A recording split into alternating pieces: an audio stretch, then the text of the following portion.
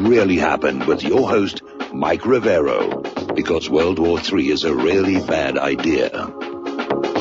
Here is your host, Michael Rivero. And aloha, America. Welcome to our show today. It's Friday, October 13th, 2017. Thank goodness it's Friday. Thank goodness it's Friday. Thank goodness it's Friday. And, of course, it is Friday the 13th. And already the bad luck is hitting. It took us something like 20 minutes to try and establish the Skype connection for our show to do the program today here. And I was over at Down Detector, and apparently Skype is down in a lot of places, a lot of countries all over. So ever since the new update, it just really isn't working, and we're going to have to look for some other kind of a system to connect our little microscopic studio here on the island of Oahu with Round Rock, Texas, and the Republic Broadcasting Network. But we are up, we are live right now. Hopefully we will be able to keep this connection during the program, as the lovely Lady Claire will be with us in hour number 3. And for those of you who are history freaks, the reason Friday the 13th is considered unlucky goes back to the Knights Templar, because it was on a Friday the 13th that King Philip the Fair and the Pope basically came on down on the Knights Templar, disbanding them, burning them at the stake, trying to find their wealth, because King Philip the Fair was hideously in debt to the Knights Templar. They established a lot of what would be considered modern banking, including keeping royalty hopelessly hooked on debt. And they never really found the Templar wealth. Not really sure if it ever really existed. There are some people who think that the Templar wealth is buried in that pit on Oak Island. Maybe. It actually is pretty much the same latitude as the Templars' Navy base in France. They could have just sailed straight across using an octant or a sextant and found their little island where they were going to put things down there. The Templars did know the New World was there. They learned it from the Muslims, who learned it from the Vikings. And as I mentioned on Columbus Day, Columbus' wife was from a Templar family, and that's one of the reasons why there's a Templar cross on the sails of Columbus ships. So enough about the history here. We're going to get into the news. A lot of stuff to talk about today. Apparently, more and more pressure is being brought to bear to actually start looking into what was going on over at the DNC and Debbie Wasserman Schultz. And the scandal is just growing, and Judicial Watch is just doing an amazing job over there, prying loose all the information about the falsified billing, stolen equipment, cybersecurity breaches on Capitol Hill. And Judicial Watch is just moving forward through the courts. They're starting to find judges who are willing to say, yeah, there is something here. And a lot of it seems to center on Imran Awan, his family members, who were on Debbie Wasserman Schultz's payroll even after they had been booted off the Capitol Hill network for unauthorized access. And apparently they made unauthorized access to the congressional server at least 5,400 times. And so there's a lot of pressure building up. And the latest revelation there is that the government maintains a list of IT contractors who have been approved for access to government computer systems. And remember how on the email server scandal, Hillary went to a company that wasn't cleared to be handling classified information. She even violated an executive order signed by her own husband, President Bill Clinton. But as it turns out, Imran Awan and his family were not on that list. And so the question is, why were they even in there at all? Why were they being hired? Who was encouraging their being hired into the Congress? So it's really building up there, and Judicial Watch has finally convinced a federal judge to review unredacted copies of emails between then Secretary of State Hillary Clinton and General David Petraeus. And here's where it gets really interesting. Remember last year when Donald Trump was campaigning, if I was the president, you'd be in jail, blah, blah, blah, blah. Well, obviously, Trump has been given the message, you must protect the narcocracy or the whole government's going to come crashing down, because apparently Trump's State Department was trying to argue that information regarding a potential personnel appointment is protected by claim of personal privacy. And this is the third federal court that has turned aside Trump administration efforts to defend Hillary Clinton's email and related information from further review. So Trump is now part of the problem. He's now part of the swamp. The swamp won. And what gets really interesting is going on back to that meeting between Bill Clinton and Loretta Lynch on the tarmac, and they had documents about what the conversation was about, and they're totally redacted. They're totally redacted. They're black. President of Judicial Watch, Tom Fitton, during his weekly update, is saying that the documents that they have been given are totally blacked out. And it's important to understand they weren't blacked out by Attorney General Loretta Lynch. They weren't blacked out by James Comey. They weren't blacked out by Barack Obama. They have been blacked out by the Justice Department run by Attorney General Jeff Sessions, an appointee of President Trump.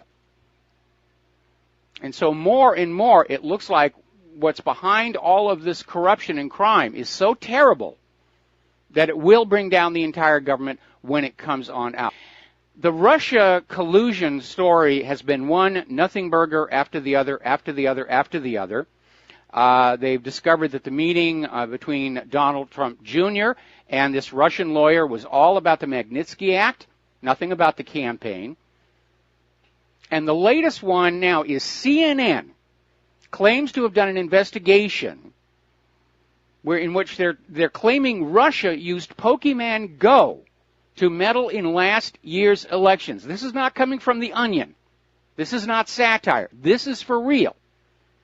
CNN is saying that Russian actors used the augmented reality game Pokemon Go to sow discord and fuel racial tension among Americans during the 2016 U.S. presidential election. Well, I'm sorry, I remember the campaign speeches, and it was Hillary Clinton who was out there pushing racial division. But I mean, it's getting ridiculous out there. Oh, they use Pokemon Go. And then CNN wonders why nobody is tuning into their broadcasts anymore. So basically, there's an article over here in Veterans News Now saying that when you wade through all the propaganda, when you discard all the hype and the innuendo and the rumor, that basic claim of Russia meddling in the election, there's no proof behind it. And what we have here is a political system and a corporate media that is in the grip of confirmation bias.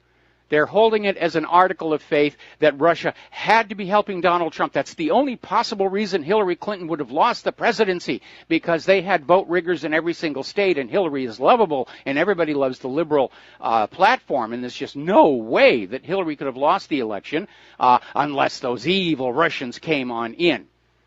And in a almost a throwback to the Downing Street memo, they're saying the available intelligence was being fixed to fit a pre-existing policy, a desired outcome. And there's nothing there. All right, we're going to spend a little bit of time on Harvey Weinstein. And yes, I'm enjoying this immensely after the way Hollywood treated me in 1994 for trying to report a murder. I was trying to be a good citizen. I was trying to do the right thing. See something, say something. You've probably heard that expression.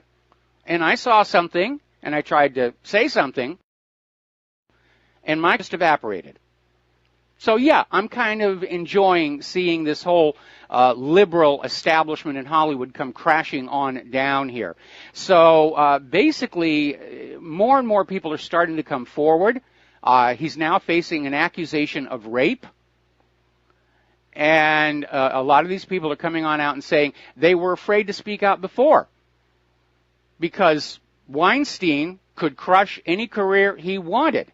There's that little good old boys blacklist network, and they protect each other. Doesn't matter if somebody has done something that's illegal, immoral, unethical. They protect each other. We saw the same thing with David Begelman when he was embezzling from his own actors.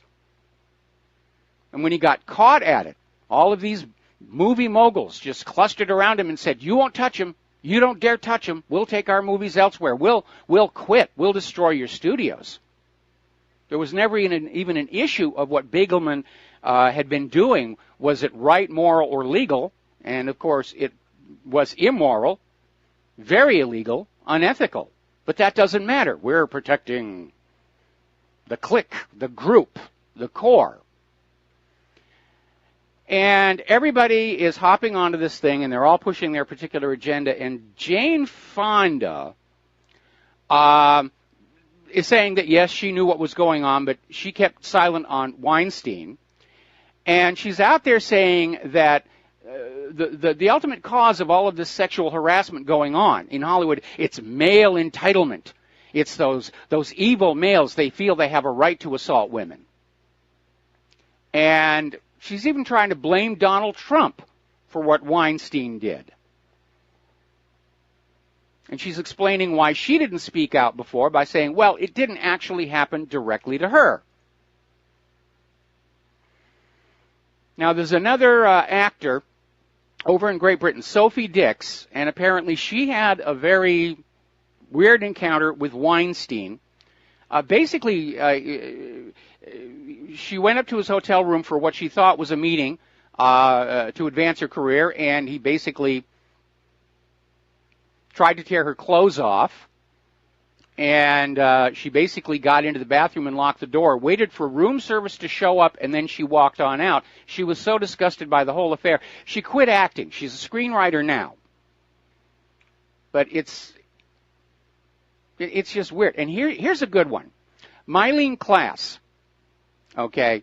Weinstein apparently thought she wanted to have sex with him because so many up-and-coming actresses just naturally do. And yes, that is a problem. We have to draw a line there. There are a lot of women in Hollywood who are willing to make that offer because they think it will help their career. And in many cases, it does. One of the big ugly secrets that Hollywood keeps is just how many bankable female stars at one time worked as escorts. Remember the Hollywood Madam scandal? The scandal were the names that were in that book, not of the customers, but of those women who, because they were very pleasant to the clients, wound up with movie careers. So apparently one of the things Weinstein was trying to do as some of the stuff came on out was to try and get a confidentiality agreement. You did a lot of out-of-court settlements, and part of the deal was you'd sign a confidentiality agreement. You will never tell anybody what it is I did to you. So he was running it as a business.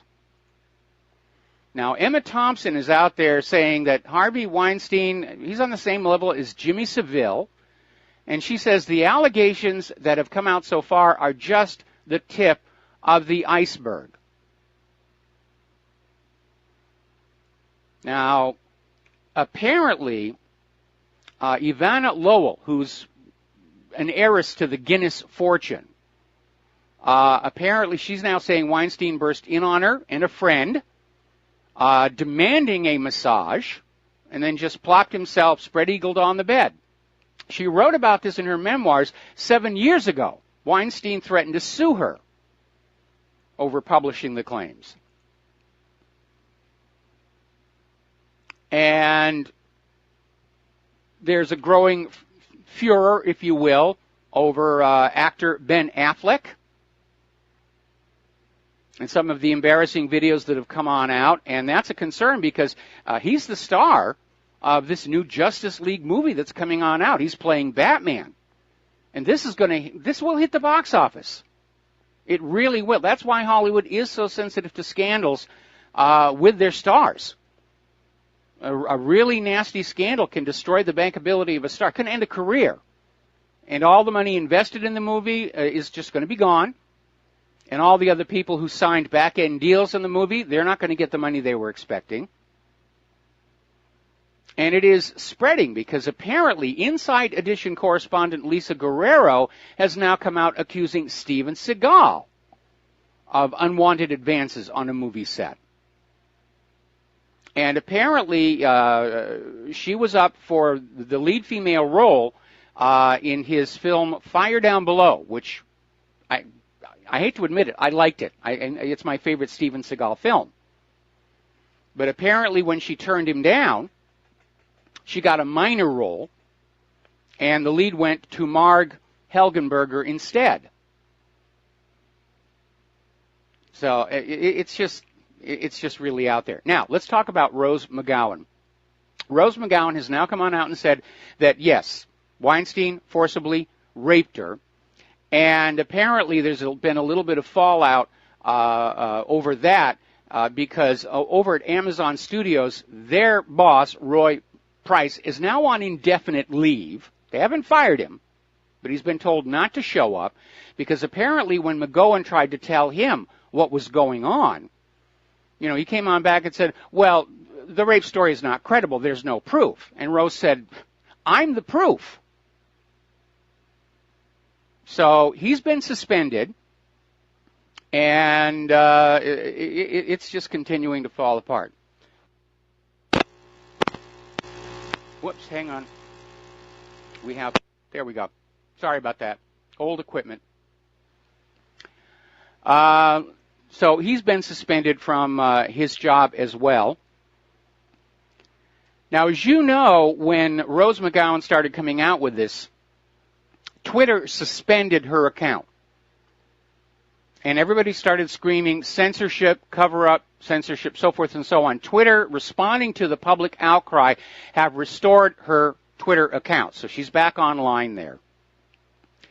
And again, this is sadly something that's been going on a very long time. Do you remember Alfred Hitchcock's movie, The Birds? The star of that one, Tippi Hedren, is saying that her career ended when she refused Alfred Hitchcock's advances. And yes, he was known to be taking advantage of his positions of power. Meanwhile, Barbara Walters has come on out saying people shouldn't talk about sex scandals or pedophilia in Hollywood. It damages the entire industry. There's a few bad apples, but we should ignore them and just think about protecting the industry, protecting all those stockholders who've invested in the film companies and in the movies. Now, as it turns out, Weinstein's company is falling apart. A fifth member of the board has now resigned, and this was following revelations that the Weinstein company literally was set up to profit from Harvey's sexual harassment settlements, because when they renewed his contract in 2015, they added a clause. Even though Harvey Weinstein was paying these settlements out of his personal wealth, that every time it happened, the Weinstein company was basically going to extract a penalty. Stock, salary, whatever. But they were going to make money every time there was one of these settlements. And I understand what they're trying to do. They're trying to find a way to motivate Harvey to just, stop doing this kind of stuff. But Weinstein had enough money where he could just shrug his shoulders and say, all right, so hit me with a penalty. And it kept on going. So it is very ugly. And there's more coming on out. And I got emails from people saying, well, we may be distracted from something. No, we're going to cover the other stories. We're going to cover more on Las Vegas and the war zones and Trump decertifying the Iran deal in the show here. But again, I want to emphasize, there's two kinds of people in Hollywood. There are the total slime balls, and then you've got everybody else who are really wonderful people. They want to be there. They want to do a good job. It actually is a really nice work environment because everybody is rooting for this thing, for the production to be good. We'll be right back after these commercials. And aloha, America. Welcome back to the show here. And just sort of wrapping up on this Weinstein thing, and we're probably going to be coming back to it many, many times in the coming weeks here because this thing is just blowing up all over. I'm thinking back to that comment made by Barbara Walter about how you shouldn't talk about this because you're hurting the entire industry.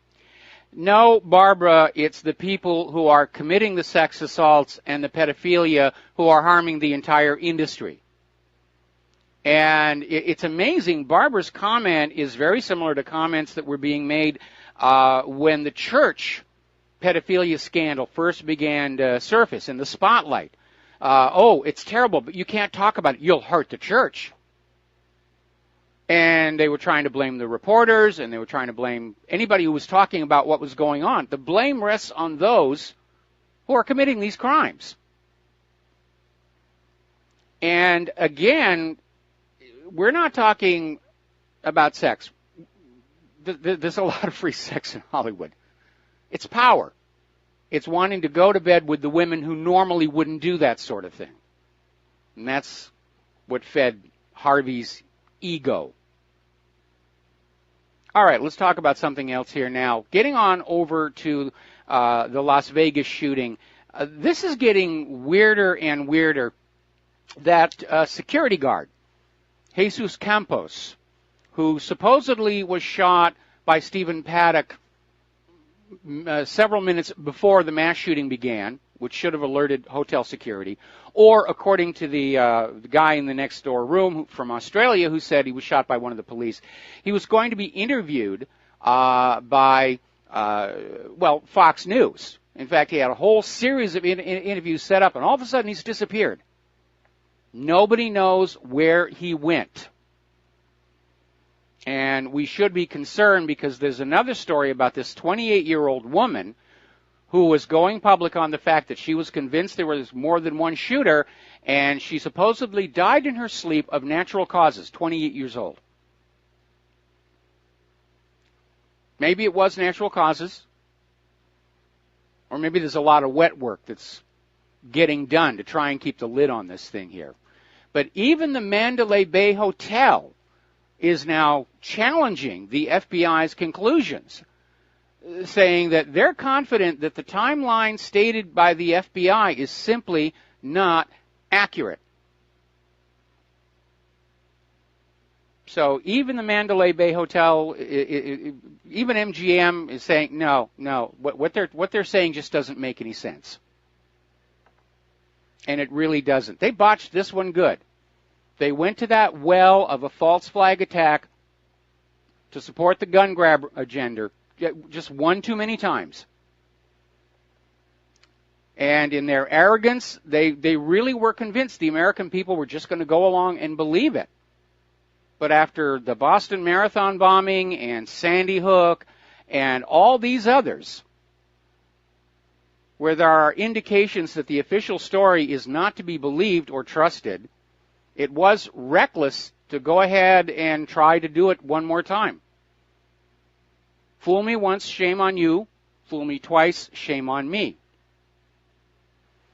Now, as I mentioned earlier in the program, Trump went ahead and decertified the 2015 P5+1 deal and basically said that his justification was that Iran was not living up to the spirit of the accord, even though the United Nations nuclear watchdog repeatedly confirmed the country was complying with all of its obligations in the treaty. The U.S. did not. They did not provide sanction relief. They threw more sanctions on there. It's the U.S. that was in violation of the spirit of the deal. But Trump's out there saying, I'm going to get new things put on in there. Now, at this point, he's dropping the whole mess onto the Congress. And he is expecting that Congress is going to want to put more requirements on Iran regarding inspections of their missiles. And if Iran refuses, that'll be followed by more sanctions. Now, we still don't have a reaction from Iran itself, but the reactions from the rest of the world are quite telling. More about that when we come back. Aloha, America. Welcome back to our show here, and we're talking about Trump decertifying the nuclear deal. Now, he has not actually pulled the U.S. out of the deal. It's still there. He's going to leave that decision up to Congress.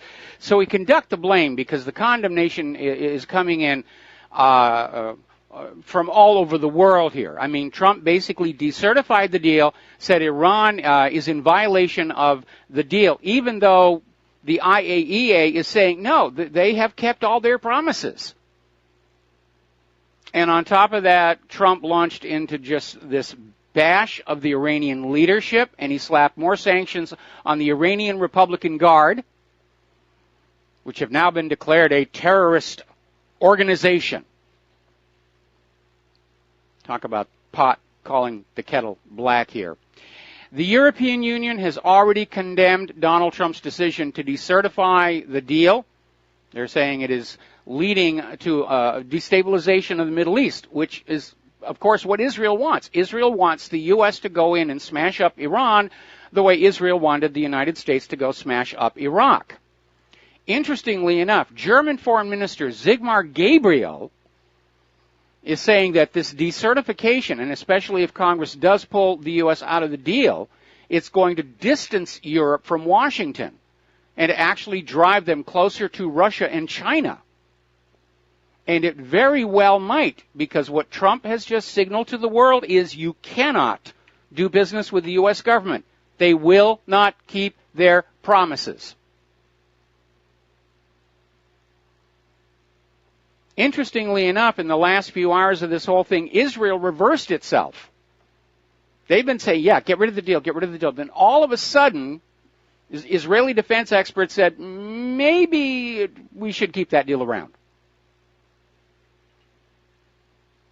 But the credibility of the U.S. government is shot at this point. Not that they had that much left over after Saddam's nuclear weapons and Assad's chemical weapons and, you know, everything that's going on in Libya and Yemen and Syria and Afghanistan.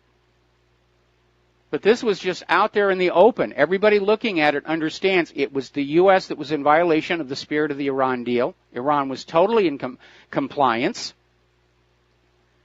And in just decertifying the deal just because he felt like it, he's shown himself to the world as basically acting on gut instinct. And that's a bad quality in a president, especially the guy who's holding the keys to the nuclear weapons. Now, one more time, again, Russian Foreign Minister Sergei Lavrov said, he made a phone call to Rex Tillerson, saying that Tehran is abiding by all commitments in the P5+1 deal. The only person who is saying Iran isn't is Donald Trump, and he doesn't really have an argument. There's nothing he can point to and say, see, Iran is not in compliance with the agreement. He's just concocted this out of thin air. They're violating the spirit of the agreement by not letting us come on in and unilaterally just expand the requirements to include missiles. Now, let's say that you buy a car, which is very much on my mind these days. Claire and I have to get a new car. So we go down to the dealership. We pick out a car, maybe a Subaru or something. And we make an agreement to buy the car.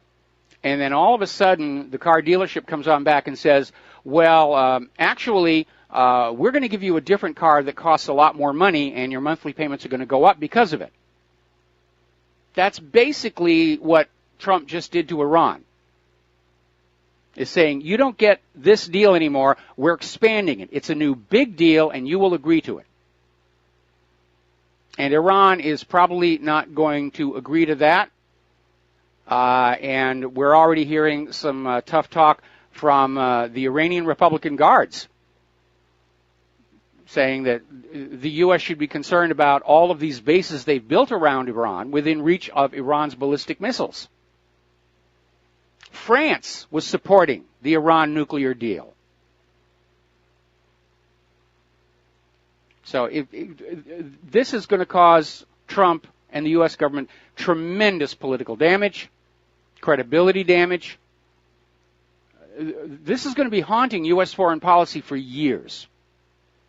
Now, according to American writer and former Republican politician David Stockman, who was director of the Office of Management and Budget under President Ronald Reagan, he's saying basically the U.S. government is just concocting this bogus Iranian threat, just like they concocted a bogus Iraqi threat and a bogus Syrian threat, and on and on. It's the same story all over again. The U.S. government wants to invade another one of the countries that Israel really hates, and they're just making stuff up as they go along, fixing the propaganda around the already decided policy. How many more times are we going to sit through this before we're willing to stand up and point the finger at the politicians, at the president, at the corporate media, and saying, you guys are full of it, and we're just not listening to you anymore.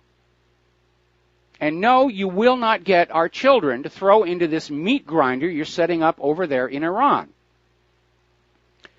Now, fueling more tensions, the U.S. military has sent troops to the Russian border. They are within 100 miles of the border of Russia's military enclave of Kaliningrad, supposedly to bolster a NATO outpost in Poland. And Russia has come on back with a very gentle reminder that there is an agreement between NATO and Russia limiting military forces on that border, and saying that the U.S. military, again, has unilaterally just decided that they're not going to go along with the agreement.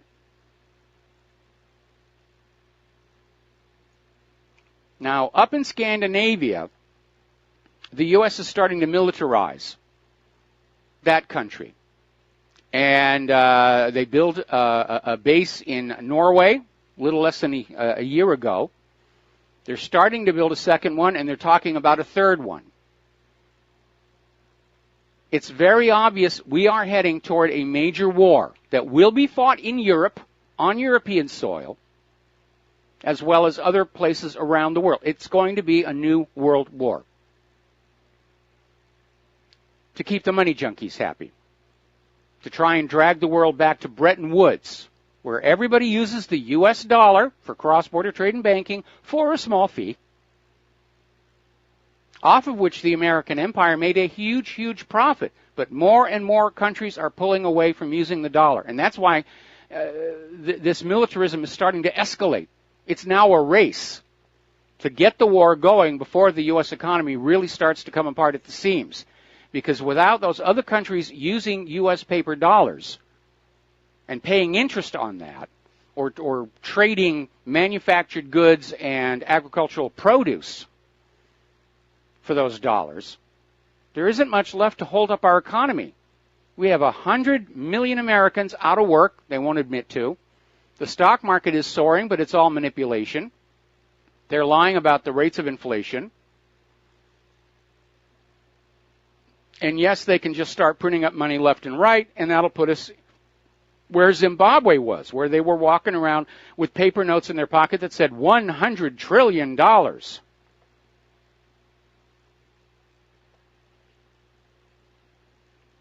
Now, Turkey looks like they're shifting their policy on Syria. And apparently 100 Turkish soldiers and 30 armored vehicles have crossed into Syria, into the Idlib region, for a joint mission with Russia and Iran to monitor a local de-escalation zone and what they politely call pacify the al-Qaeda-linked militants there. So Turkey has now swung away from the U.S. government, and that may be connected to that botched coup d'etat and the fact that the U.S. is still refusing to extradite that cleric that Turkey is convinced is the mastermind. But this looks to be a 180-degree shift in its policy, because they used to back al-Qaeda, and now they're not. They're working with Russia and Iran. Syria is all but over, and it's going to it doesn't matter how the government spins it, doesn't matter how the corporate media reports it, everybody will understand this is a military defeat for the United States of America. And right now, much of the U.S. military is running on this illusion of infallibility. But we're seeing how the U.S. is stuck in Afghanistan, they're stuck in Iraq, they're losing in Syria, they're stuck in Libya, they're stuck in Yemen, and we're hearing all the horror stories about lack of discipline and training on Navy ships and very expensive weapon systems that really just don't seem to work. Now, apparently, Baghdad has launched a Kirkuk operation as the Kurds mobilize. Now, Kirkuk was not originally part of the Kurdish Autonomous Zone. but it was sort of roped in during the Kurdish independence vote. And apparently they were making stink face at each other.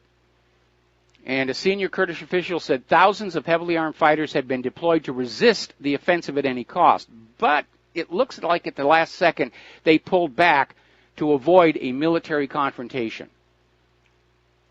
But it's still an explosive situation, no question about that whatsoever. Now, over in North Korea, they are renewing threats of attacking Guam ahead of this newest joint naval exercise.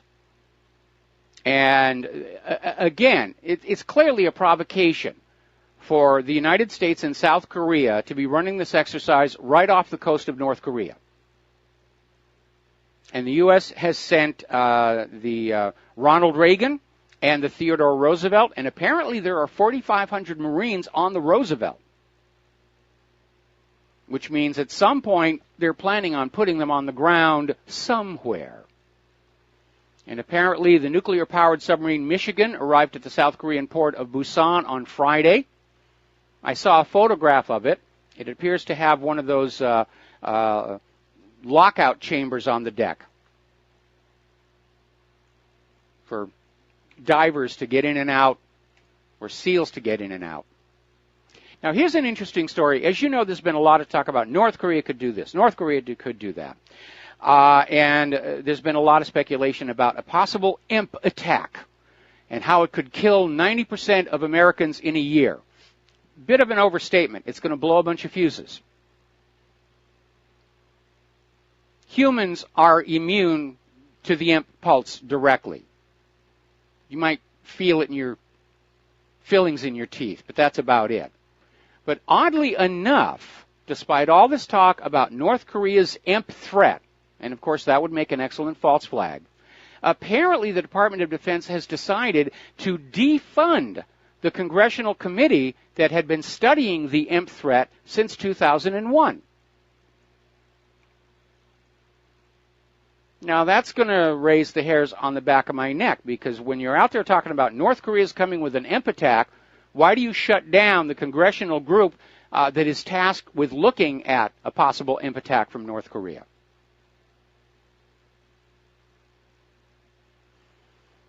Now, the other day, there was a terrible helicopter crash in Okinawa from a helicopter that had been taking part in some of these military exercises around the region.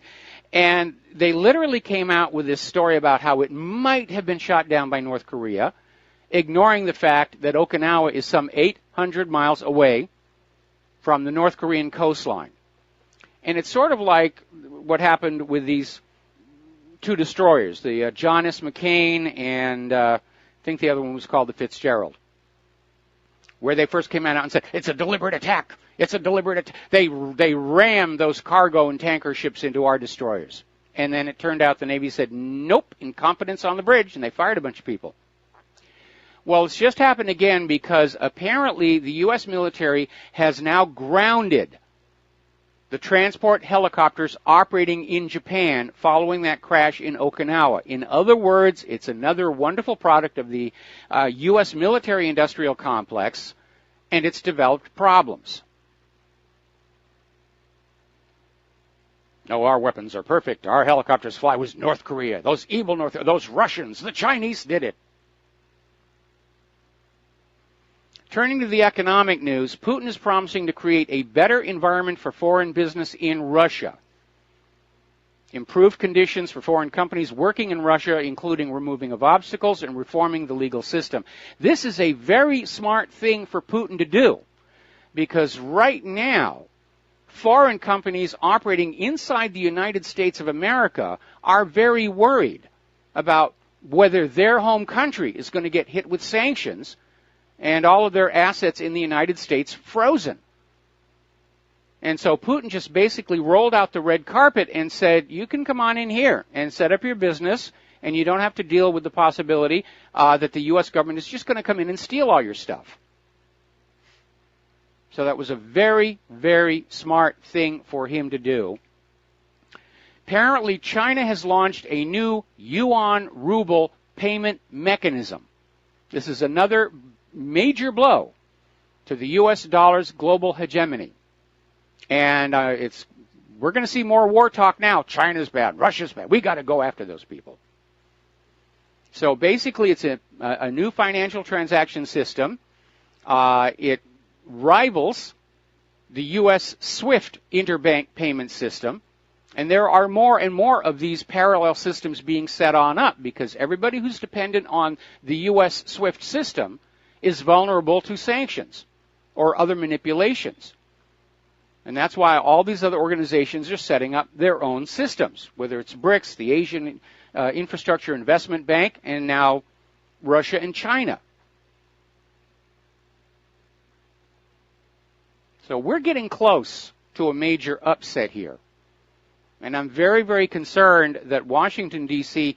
is in fact desperate to get a major war going, because if the economy tanks and they don't have a war to blame it on, if they don't have an enemy to blame it on, the American people are going to stand up and point the finger of blame for a destroyed economy where it richly, rightly deserves to go. Wall Street and the enablers in Washington, D.C. And that's why they really need a war. It's not us. It's the Russians. It's the Chinese. We did everything right. It's those. Go hate them. Go hate them. Don't hate us. We'll be right back after these words from our sponsors. And aloha, America. Welcome back to our show here. And getting on over to Europe, apparently Jean-Claude Juncker is starting to panic over this issue of Catalonia independence, concerned that it could trigger the dissolution of the entire European Union. Because Catalonia is not the only region that wants to break away. You've got Bavaria, you've got all these different areas. Something 6 or 7 different regions inside Europe are now all talking about independence referendums. And he's now admitting that, yes, the EU itself could start coming apart. And I think for most Europeans, that would actually be a pretty good thing. The European Union was sold as a free trade, free travel zone. That was it. And over time, Brussels has grabbed more and more authority to itself. The European people are basically slaves to the European Central Bank, just another private central bank, creating the public currency out of thin air and loaning it into circulation at interest. The refugee disaster has really angered a lot of people of Europe who feel that their culture and their heritage is being sacrificed on the altar of tolerance and diversity and multiculturalism. And they want their nation back. They want their culture back. It's what they know. It's what they've grown up with. And they're very angry at all these people pouring in from Africa or the Middle East who are coming on in and saying, well, you're all going to have to live the way we did in the home country. Well, if things were so good in the home country, why did you leave? And now, of course, the Europeans are seeing how there's clearly a real possibility of a new world war fought on their soil. And they remember the last one. If you travel around Europe, you're going to see the scars of the Second World War. They have not gone away. For Americans, it's kind of an abstraction. The last war we had on our soil was the Civil War, and that's pretty much been erased. And now, of course, you have the social justice warriors are out there trying to shut down the last of the monuments, memorials, and battlefields. Oh, forget there was ever a Confederacy. Forget there was a Civil War. We've got a new war. It's going to be fun. I remember this one line out of the movie Hot Shots Part 2 where there's this guy with a big gun. He says, war, it's fantastic. Now, Rachel Johnson has launched a huge attack on the Brexiteers, saying basically the government should just ignore the will of the people. And Rachel, I would be very careful of statements like that, because that kind of an attitude is what got Charles I into trouble. And And I think that big wooden block is still over there at the tower. We'll be back after station identification. And aloha, America. Welcome back to our show, hour number 2. The phone lines are open, 800-313-9443. And we're getting a follow-up story about this security guard who basically bailed on a whole bunch of interviews, including one on Fox News that was very heavily promoted, and Fox is now very upset. This guy is nowhere to be found. And now Fox News is starting to admit there are some inconsistencies in that official story. So this one is really falling apart. And for Fox News to be reporting on that, I'm going to have to take back some of the bad things I said about them. Not all of them, but most. Getting on back to Europe and immigration, as you know, Angela Merkel, in order to form her new coalition government following the very poor showing in the German elections, she's done this 180 U-turn and is now saying that it's okay for Germany to control where the migrants are going to be inside Germany.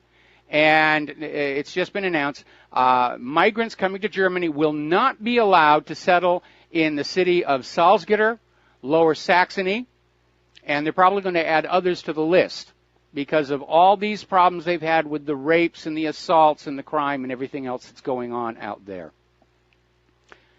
I saw a story, in fact, it's up at the website, where apparently in Britain, this young lady literally got sexually assaulted 3 times by 3 separate men.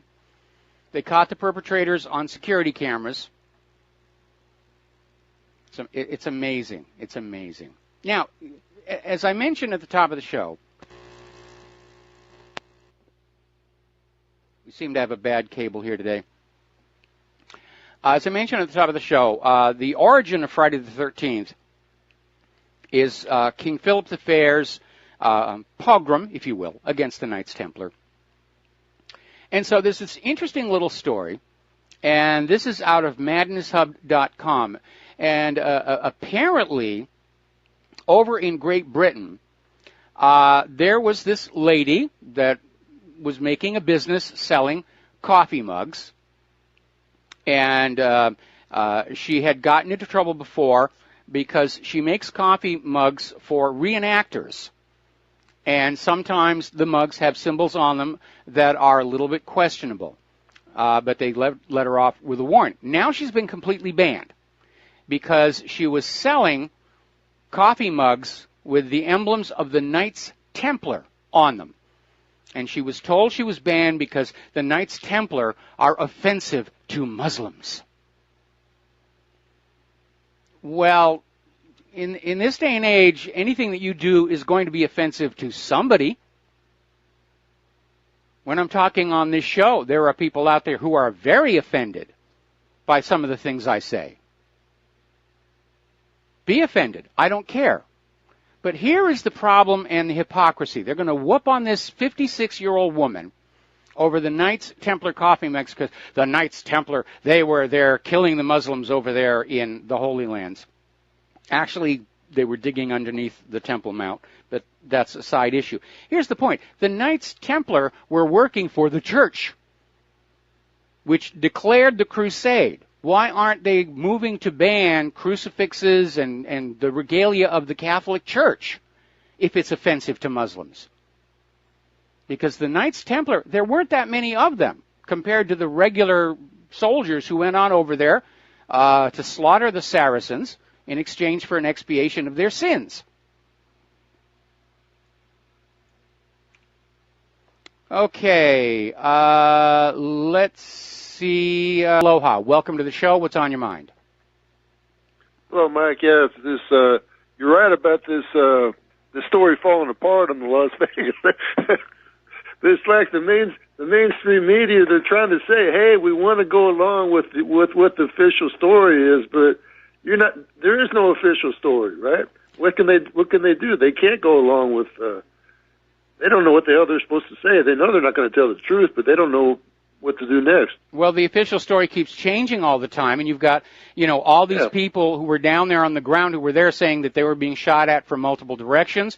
Apparently, Mike Adams did an acoustical analysis that said there were multiple shooting locations. There are some people who think that the Sky Towers next to the venue was the location of one of the shooters.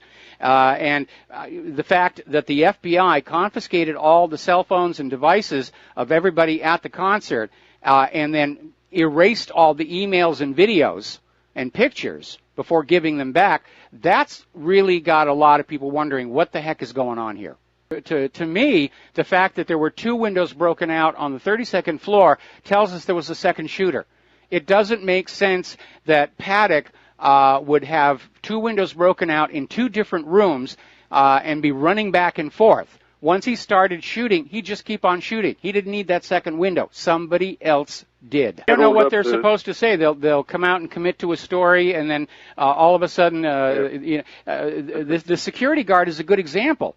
I mean, originally they said that he was shot through the door by Stephen Paddock, following the shooting, and then they had to change that and say that he was actually shot several minutes before the mass shooting into the crowd, which raises the question of why hotel security wasn't alerted to this.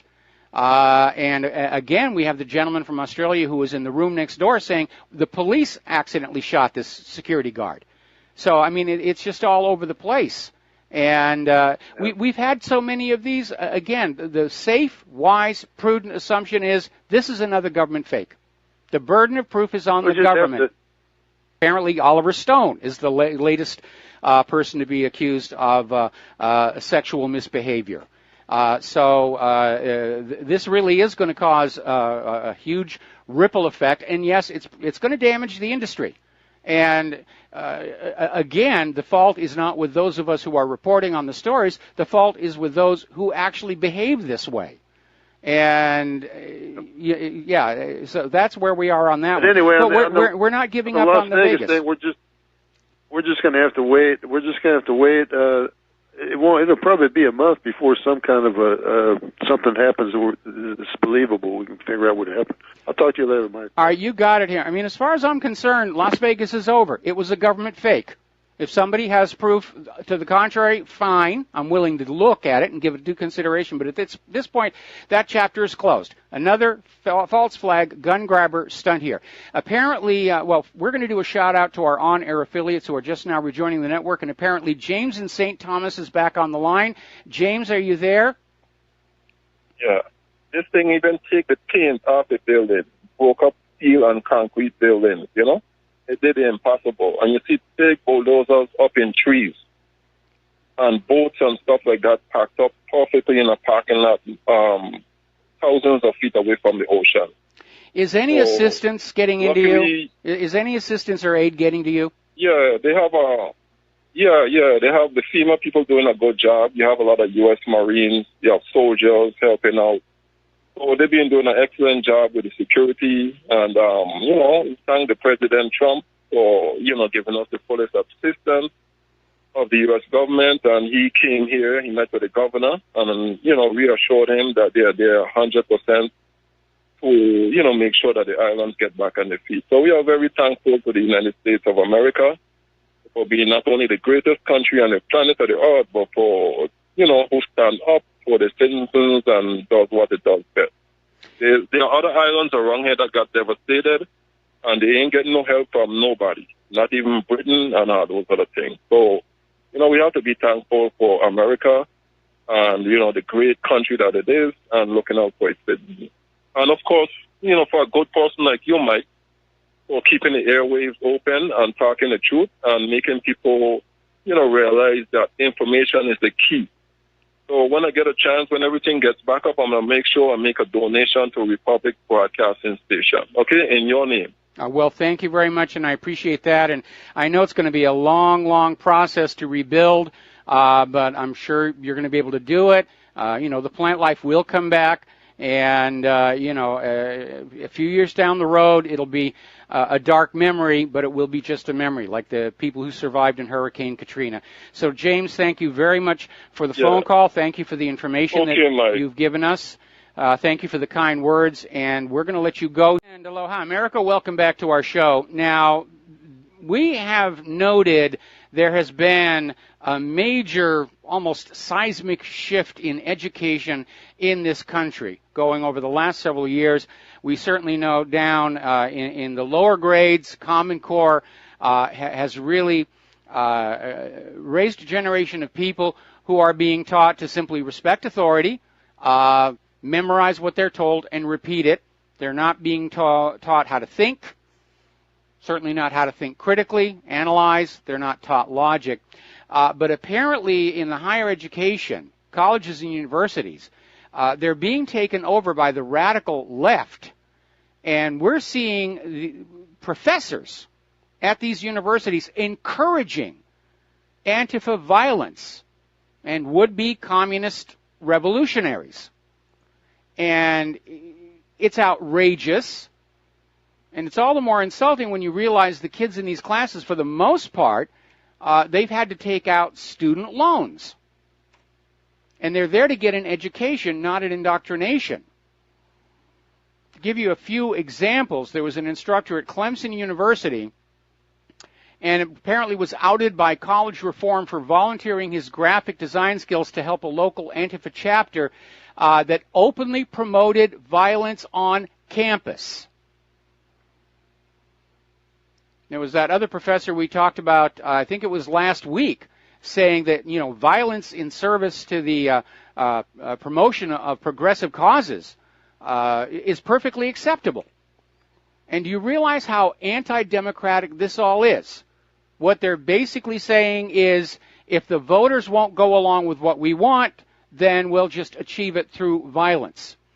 And another notable member of Clemson, Assistant Professor Bart Kniesenberg, basically wrote a Facebook post, "All Republicans are racist scum."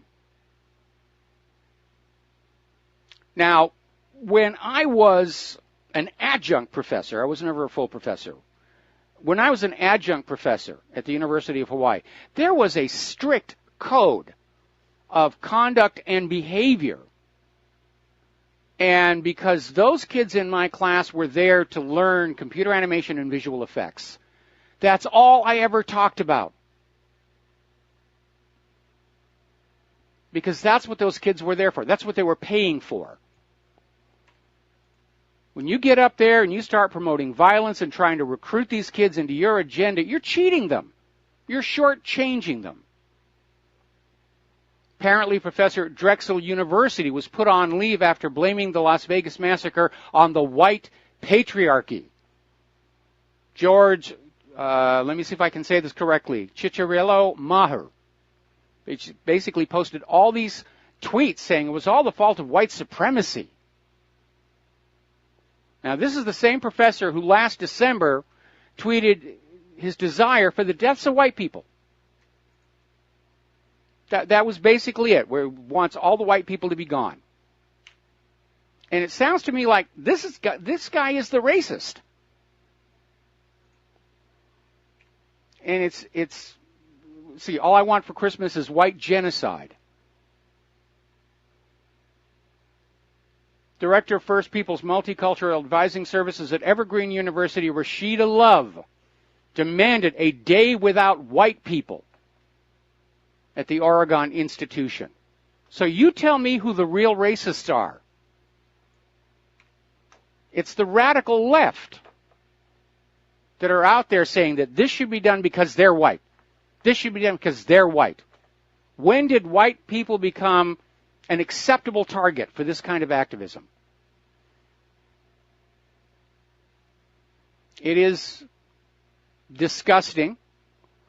I absolutely do not agree with it.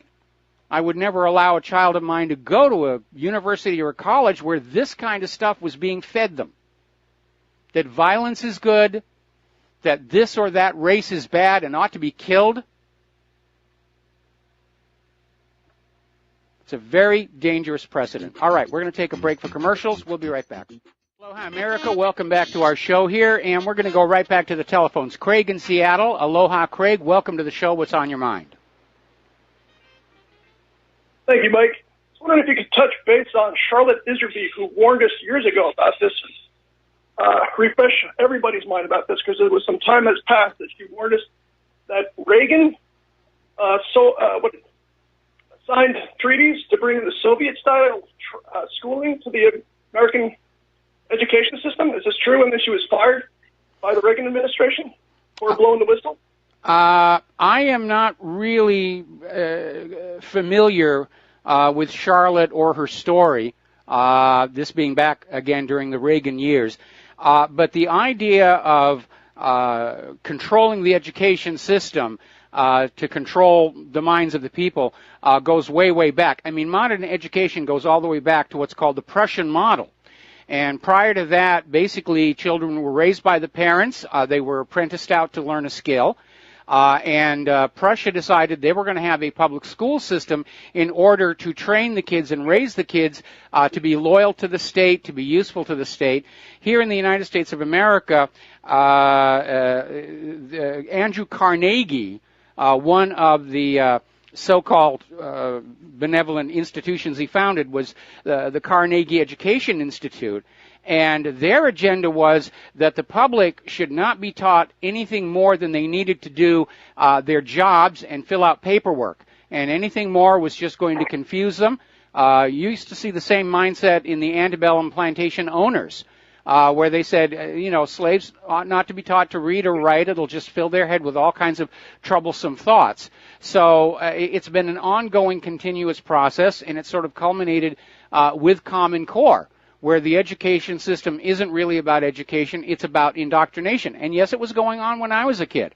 I remember how we were brainwashed into hating the Soviet Union and just being afraid of them. They were going to do all these terrible things, none of which ever actually happened.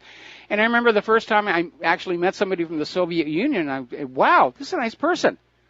Didn't try and rip my head off, didn't try and indoctrinate me. We were talking about computer animation, in fact. And so it's always been that process, and local control of the curriculum has been a political hot potato for a lot of years. When the Black Panthers first started, before they were militantized by the FBI, their original agenda was guaranteed breakfasts for the ghetto children so that they would go to school, with everything they needed for their brains to work properly. And local control of the curriculum, because communities know best what the children should be learning in order to serve that community. And so that's always been a huge, huge fight, because the federal control of the curriculum means you have kids who are living in farming country who are having to learn about farming outside the school. Wonderful people. Absolutely. Okay. Farming people. Thank you, sir. All right, thanks an awful lot. We're going to let you go here. And the other day, somebody called into the radio show. We were talking about Val Kilmer, and I'm a big fan of Thunderheart, which I think was his best film. And they said, well, where did he get to? And so I did a little digging, and it turned out that he suffered and beat a serious throat cancer. And if you go to the Internet Movie Database, he's back at work. So he's going to be seen again, and good for Val. I hope he does well. Now then, getting on to the right to keep and bear arms, and of course the gun grabbers are out there saying we've got to ban the bump stocks, and immediately there's all these videos surfacing all over YouTube showing how you can rapid fire a semi-auto without a bump stock, with simple little improvised devices, strings, metal rings, rubber bands. So again, it's a pointless law. But we've got to do something to stop another Las Vegas. But even Dianne Feinstein is saying gun laws wouldn't have stopped what happened in Las Vegas. Now, whether she means that's because criminals don't pay attention to the gun laws, or because she knows it's a false flag and the people doing false flags don't obey the gun laws. But apparently over in Detroit, there's been another case where there was an attempted robbery, and the intended victim pulled out his concealed carry gun, and the incident was caught on high-definition surveillance video. And apparently Sanchez Quinn attempted to rob two men at gunpoint outside a supermarket, and what Quinn didn't know was one of them had a concealed gun, who took down Quinn, shooting him multiple times. And here's a reality that everybody needs to understand. At the moment a crime is being committed, there are only two parties present, the perpetrator and the victim. The police are not there. The police are never there when the crime is actually being committed. They'll show up afterwards in their nice little uniforms in their cars and, strut around like they're relevant to what's gone down. But if you really want to stop crime, you allow law-abiding citizens to be armed. And everywhere that law-abiding citizens are allowed to be armed, crime does go down. There is a town in Georgia, Kennewick, and several years ago they passed an ordinance in the town saying every home had to have a gun. And crime dropped by 80%. Meanwhile, over in Baltimore, which has very strict gun control, they've now surpassed New York and Chicago as the murder capital of the United States with 278 homicides. Now, when the gun grabbers started talking about banning bump stocks, the NRA initially came on out and said, yeah, we might be okay with it. But apparently they faced a huge backlash from their members, including threats of ending support. And so now the NRA has retracted and said the right to keep and bear arms is absolute. And if you go back to the United States versus Mitchell case, the judges ruled the Second Amendment reserves to the American people the same weapons carried by the uniformed services. Now, common sense has to tell you that law-abiding citizens should be allowed to have weapons that are equal, if not superior, to those in the hands of the criminals. And don't forget, the criminals are getting military-style weapons from the United States government through the Fast and Furious program. And many of them have come back into the United States of America from the Mexican cartels, and they've been used to kill Americans.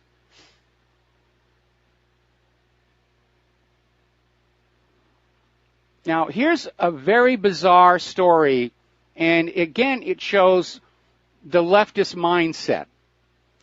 And basically, it all started where there was a student at this university in Madison, Wisconsin, who said a campus rape could have been prevented by concealed carry.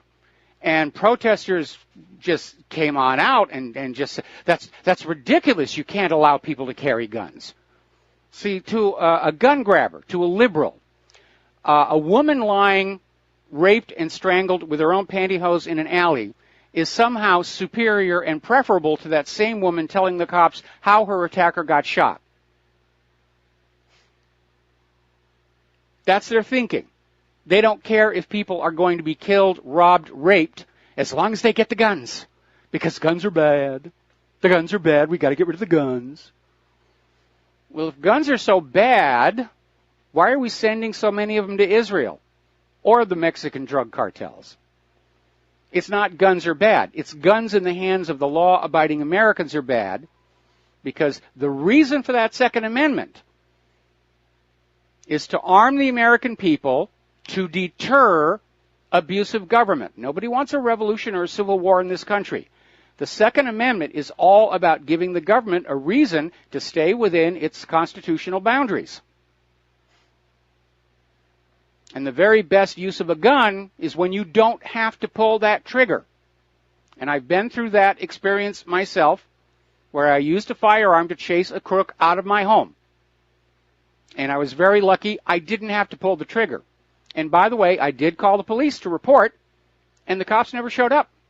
They're not interested on reporting when law-abiding citizens defend their homes and property and lives with a legally owned firearm. They don't want that statistic to get on out, but it got out anyway. Every year in the United States, over 1.5 million crimes are thwarted by citizens with legally owned firearms. That's the reality.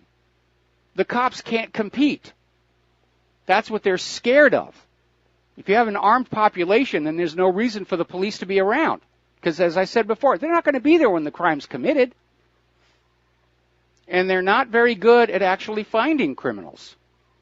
Basically, if you go into a part of your town where you're not known and you hold up a convenience store, you've got less than a 1 in 30 chance of ever being talked to by the police.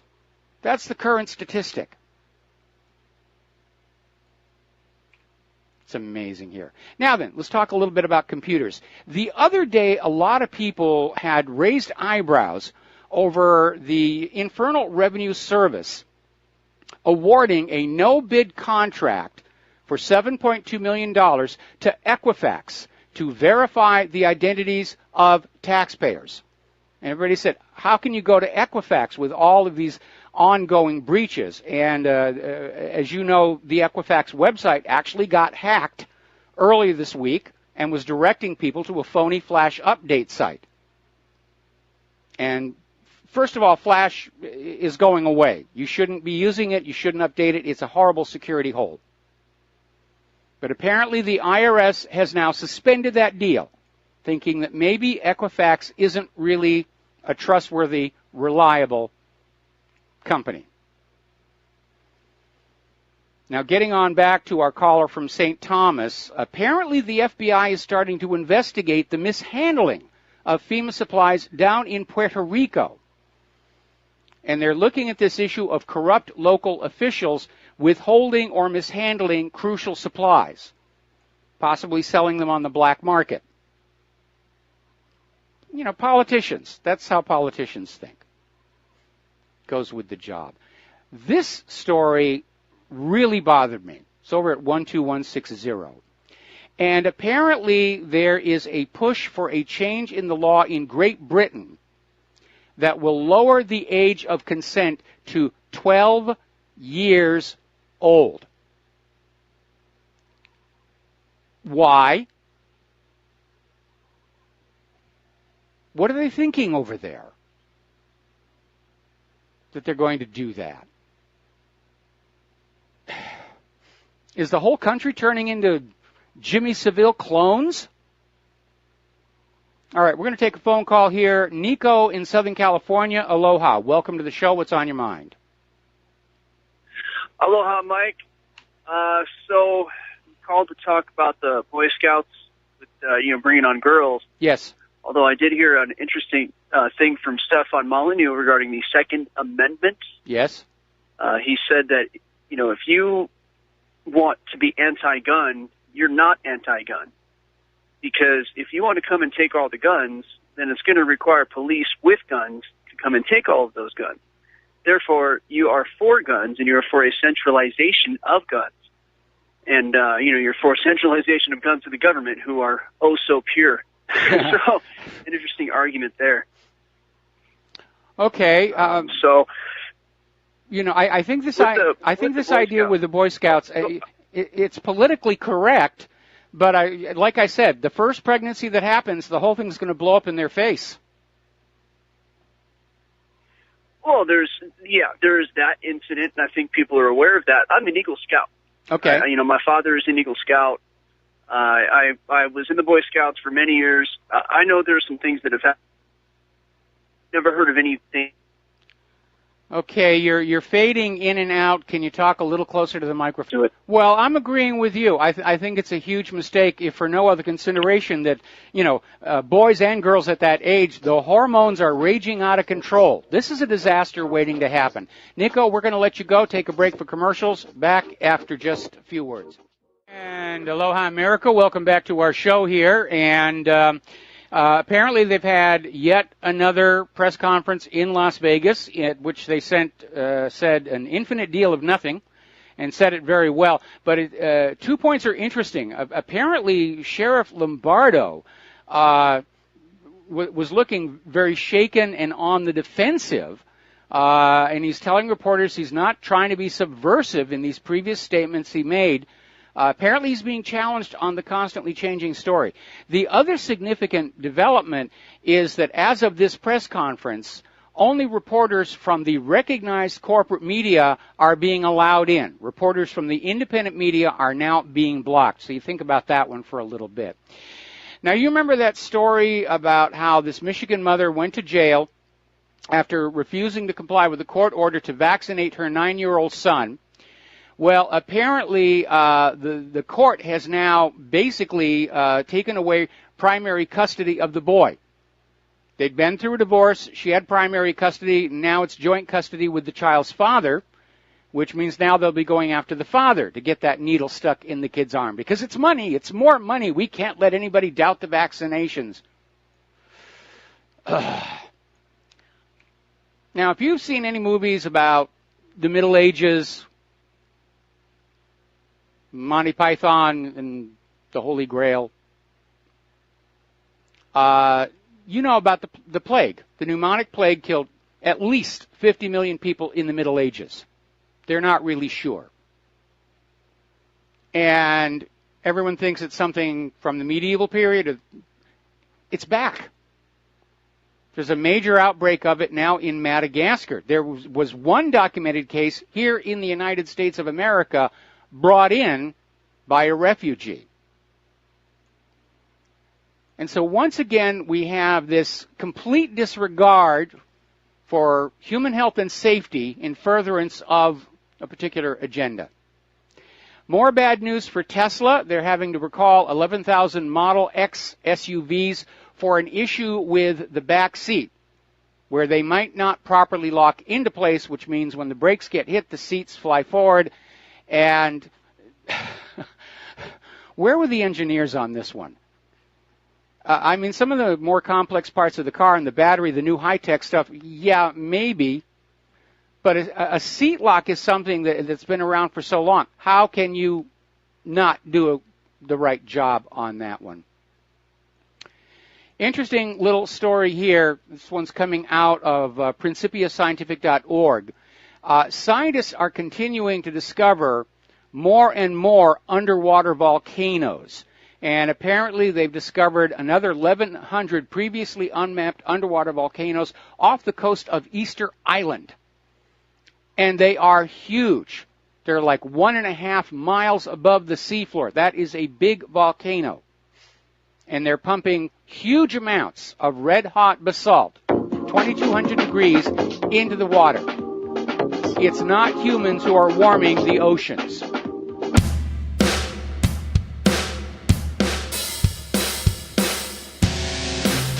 This is William, hopefully your favorite videographer from Two Hats Publishing. I hope you enjoyed this video. If you like it, please leave comments below, or like, follow, or subscribe to us and get notices of all our videos. We love it, even when you call.